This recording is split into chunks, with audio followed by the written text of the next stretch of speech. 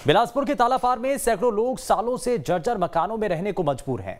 पक्का मकान दिलाने के लिए कई बार सर्वे कर पंजीयन शुल्क भी लिया जा चुका है, लेकिन पक्के मकान का सपना आज भी अधूरा है।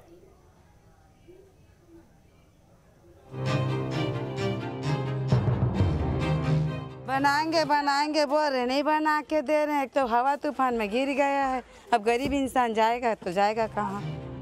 ये परेशानी बिलासपुर के वार्ड नंबर 25 चांदमारी तालाब के चारों तरफ रह रहे सैकड़ों परिवारों की है, जो सरकारी योजनाओं के बाद भी कच्चे और जर्जर मकान में रहने को मजबूर हैं।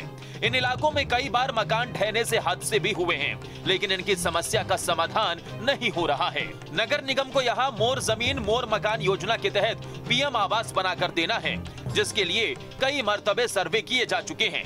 यहाँ तक कि लोगों से पंजीयन शुल्क भी लिया जा चुका है, लेकिन योजना शुरू नहीं हो रही है। अब लोगों को ना तो सरकार मकान बनाकर दे रही है और ना ही जर्जर मकानों के मरम्मत करने की इजाजत। 50 साल तो हो गया है, टूटेगा टूटेगा टूटेगा बोल रहे हैं, तोड़ भी नहीं रहा है, न बनाने भी दे रहा है। मत बनाओ यहाँ बोल रहा है। अब यहाँ ही रहना चाहते हैं, या पैसा तो हम लोग पटा चुके हैं। कैसे टूट गया था घर? हवा तूफान से टूट गया है, आंधी तूफान आया तो गिर गया है। वो दीवार गिरा, उसके झनक से मेरा दीवार गिरा है।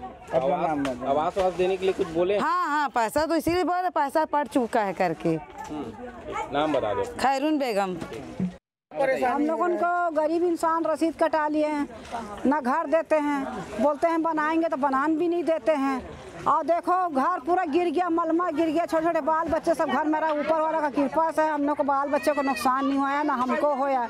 तो ये सरकार ये चाहता है कि हम मरते जाए, हटते जाए, जगह खाली करते जाए, लेकिन घर नहीं देंगे किसी गरीब को, ना बनान देंगे। तो बोले थे ना मकान तो बना के, तो कब बनाएंगे? 2 साल 3 साल हो गया हम लोग को रसीद कटा के किधर दे रहा हम लोग को घर, खाली टूटेगा बोलते हैं, ना बनाओ बोलते हैं। अरे गरीब इंसान किसी से ब्याजी पैसा लेके बना लेंगे और अभी आकर घर से तोड़ देगा तो हम लोग तो फंस गए गरीब इंसान। उधर रसीद भी कटा लिया, इधर ब्याजी पैसा भी उठा लिया, इधर हमारा आके बुलडोजर चला देगा। वहीं नगर निगम के सभापति का कहना है कि सर्वे किया जा चुका है, फंड आते ही पक्के मकान बनाने का काम शुरू किया जाएगा। जैसे ही पैसा आता है, मैं तो भारतीय जनता पार्टी के लोगों से निवेदन करना चाहूँगा, खासकर पूर्व मंत्री और यहाँ के जो सांसद हैं, चाहे केंद्र सरकार के ऊपर दबाव बनाएं ताकि पैसा यहाँ पे नगर निगम जल्द से जल्द आ सके और गरीबों को मकान बन सके।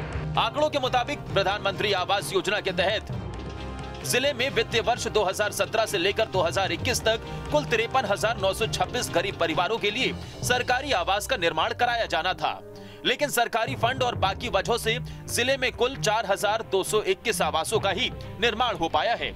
इस लिहाज से अब तक 11,705 आवास निर्माण कार्य अधूरे पड़े हैं। दरअसल प्रधानमंत्री आवास निर्माण के लिए केंद्र सरकार की तरफ से 60% राशि दी जाती है, जबकि राज्य शासन इस पर 40% खर्च करती है। राशि को लेकर दोनों ही पार्टियों में खींचतान चल रही है। बीजेपी जहां केंद्र की योजनाएं लागू नहीं करने का आरोप लगा रही है, तो वहीं कांग्रेस फंड बढ़ाने की मांग कर रही है। इस सत्र में 8.5 लाख प्रधानमंत्री आवास केंद्र सरकार ने स्वीकृत किए थे। बार बार पत्र लिखने, बार बार केंद्र सरकार के आग्रह के बावजूद राज्य सरकार ने राज्यांश न देने का बहाना बनाते हुए पिछले 3 वर्षों में 16 लाख से अधिक गरीबों को प्रधानमंत्री आवास से वंचित करने का काम किया है। प्रधानमंत्री आवास नहीं बनने के कारण राज्य सरकार को दोषी ठहराना भाजपा की गलत बयानी है। भारतीय जनता पार्टी के प्रधानमंत्री को, देश के प्रधानमंत्री को मुख्यमंत्री भूपेश बघेल ने पत्र लिखा था कि अगर इस योजना का नाम प्रधानमंत्री आवास है तो आप 90% राशि केंद्र से भेजें, 10% राज्य देगा। अभी 40% राज्य को देना है और राज्य सरकार बार बार कह रही कि हमारा GST दे दो, हमारा कोयले की रॉयल्टी दे दो, 40% हमसे ले लो और 60% आप भेजो। आपने राशि भेजी नहीं, आप कहते हैं 40% पहले जमा करो। पहले का झगड़ा आपको नहीं भेजने का बहाना है। आप 60% राशि भेजिए, जो राज्य का हिस्सा है राज्य सरकार देगी और प्रधानमंत्री आवास बनेगा।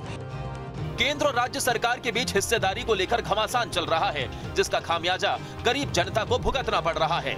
बहरहाल अब देखना होगा कि केंद्र और राज्य सरकार के बीच फंसे लोगों को सरकार की तरफ से मकान कब मिलता है। बिलासपुर से रोशन वैद्य के साथ टीम न्यूज़ स्टेट।